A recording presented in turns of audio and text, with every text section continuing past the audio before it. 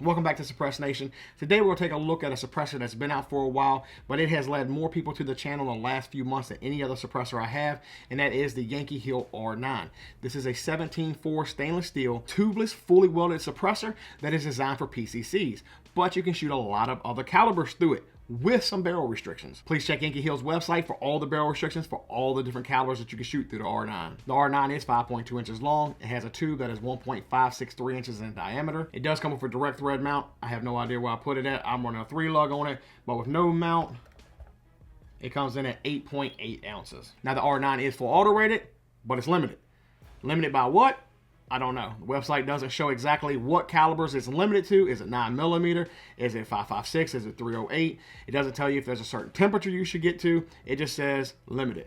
So I'm guessing don't get it glowing cherry hot red and expect everything to hold up, and then if something does happen or you get erosion, for them to fix it. I know they've changed their warranty since years ago. It used to be if it messes up, they'll either fix stupid one time. That is no longer the case. So definitely check with them on barrel restrictions, on full auto restrictions before you have to use their warranty. I know with FRTs and super safeties being so popular right now, more people are shooting these cans and getting them hotter than ever. You're able to dump a whole lot more rounds down range faster. So just be sure you know the limits of the suppressor before you go out mag dumping, mag after mag. Now moving to the back side, we can see this is hub ready. It does have these little spanner wrench joints right here that you can grab a hold to. I'm not a real big fan of spanner wrenches. I prefer wrench flats, but that's what the R9 comes with. I've only shot the R9 on 9mm host, so I'm excited to see what we can do with some of these rifle calibers. So let's get out to the range and see how she performs. So first shots will be with the ZF5 unsuppressed 115 grain Monarch. We got the R9 on the ZF5, got some 115 grain Monarchs loaded up.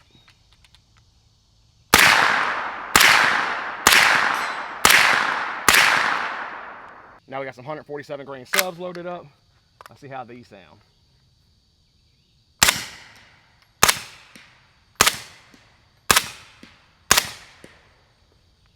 That's nice. So there she is, R9 on the ZF5. And now we got a 16-inch AR. We'll shoot one round unsuppressed. And now we got the R9 on the end of the 16-inch AR. Let's see what this sounds like.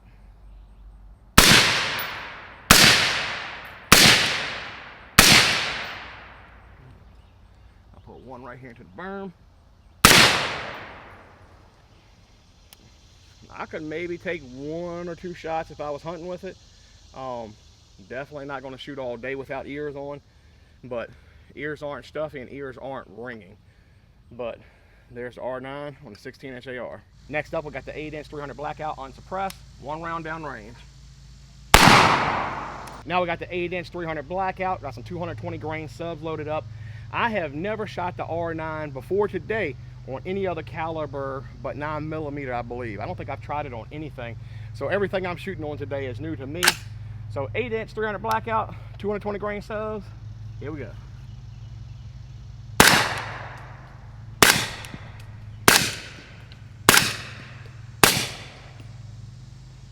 First round pop is there.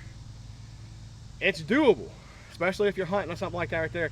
Shooting it on the range, once you get that first round, the rest of them for that size can, that was pretty solid. What do I still prefer shooting a larger can? Yes. But for a small little K can, those subs sound really good. First round pop kind of sucked, but after that they were pretty solid, and it sounded like I think it was the first one was loud. It got quieter, and then a little bit quieter, and then the last shot sounded a little bit loud. I'm guessing that's from the bolt locking back. So I'd say that's pretty solid. If you bought this to shoot on 9mm and you wanted to run it on that, it'd be fine. Would I run something bigger or something better to be quieter? I would for 300 Blackout, but completely doable. Now we got the R9 on my favorite little 300 Blackout host, the handy rifle. We got some 220 grain subs loaded up. Let's see what she does. Wow, that's surprisingly quiet. Let's see if it gets quieter. Nope, it got louder second shot.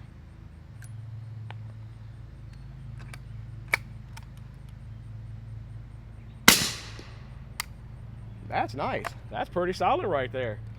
Yeah, I would say, again, This right here sounds super good on a single shot. So a single shot or a bolt action is where I would prefer shooting this with a 300 Blackout.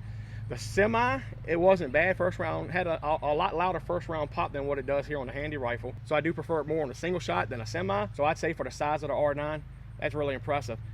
I've got larger cans that I've shot here recently that have more of a pop down range than what the R9 does.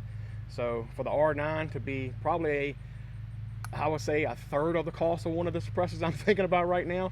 It's quieter, a third of the cost, and it's probably about the same weight, but this is a heavier duty metal than the other one, but definitely more impressive than the larger one that I'm thinking of.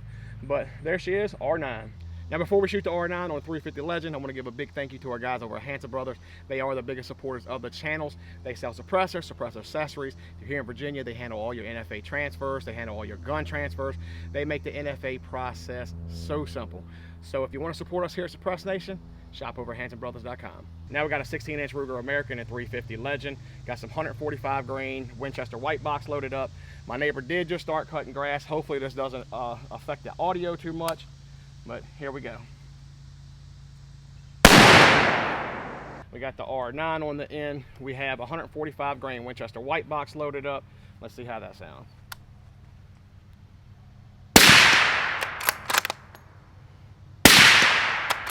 Now, I have not shot this with the R9 on the end without ears on. So we'll put one round right here into the berm. Well, we'll shoot it down range and see what it sounds like. Not bad. No ringing at the ear. Sounds like most of the noise is down range. So if I was hunting, not worried about a whole lot of extra shots afterwards, that's completely fine for that right there. Now we got the 255 grain Winchester Super Suppress loaded up. Let's see how these sound. That's nice. It's poppy down range, but a lower tone than say other cans this size. I ain't gonna say K can, like a KS size can. It's got a lower tone to it. Still got a little bit of pop down range. Completely fine to shoot all day. Yeah, that's nice.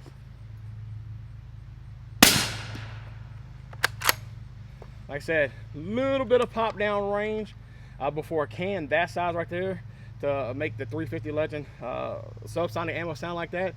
She's putting in work there. I like that. That's really nice. Now we got the Remington 783 and 308. This is a 16-inch rifle. We have no suppressor on the end. We'll put one round down range. Now we got the 16-inch 783, 308 loaded up. We got the R9 on the end. We'll put 4 shots down range.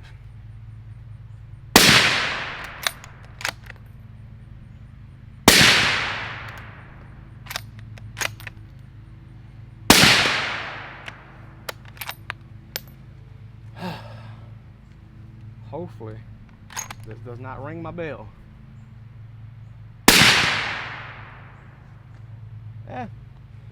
Not ringing my bell up here, but it's definitely loud down range. So it'll work, but it's not preferred. I would definitely keep it more as a 300 Blackout or a 9mm suppressor. Yankee Hill makes a whole lot better can in the resonator. I would run the resonator over this 1,000 times because it sounds so much better, so much more pleasant. Even with 300 Blackout, it's a much quieter suppressor. So there she is.